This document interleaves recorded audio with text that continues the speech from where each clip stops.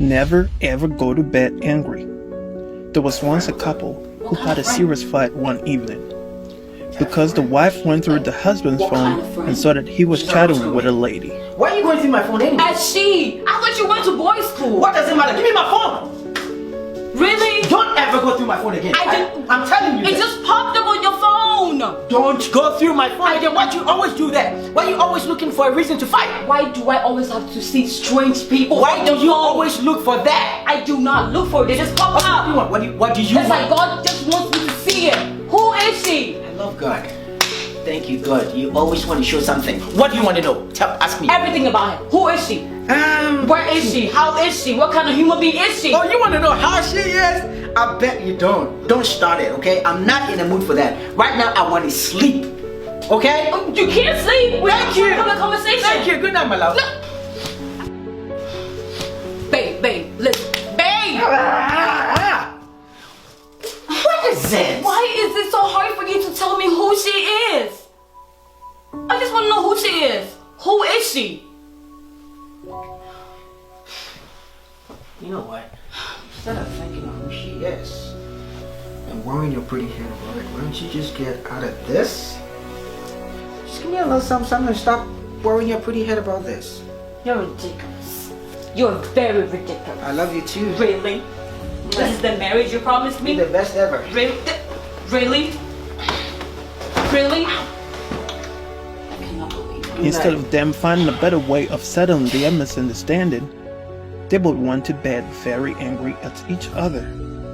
In the middle of the night, the wife kept tapping and calling the husband. She kept calling and calling, but he was very angry and didn't want to listen to whatever she was saying.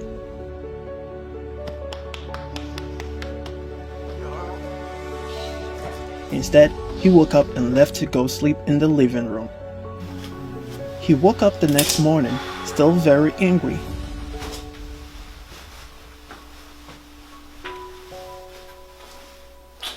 He left for work without even saying a word to his wife. He came back from work to find the house the way he left it, very messy, and to his surprise the wife was still sleeping. Babe, wake up. But he came closer and realized that something was wrong. He saw his wife's inhaler. Babe. Shit. He then checked, and she wasn't breathing. Hey, babe. He tried to call 911, but it was too late. Hello? 911? The wife was gone. Yes, I need a squad in my house.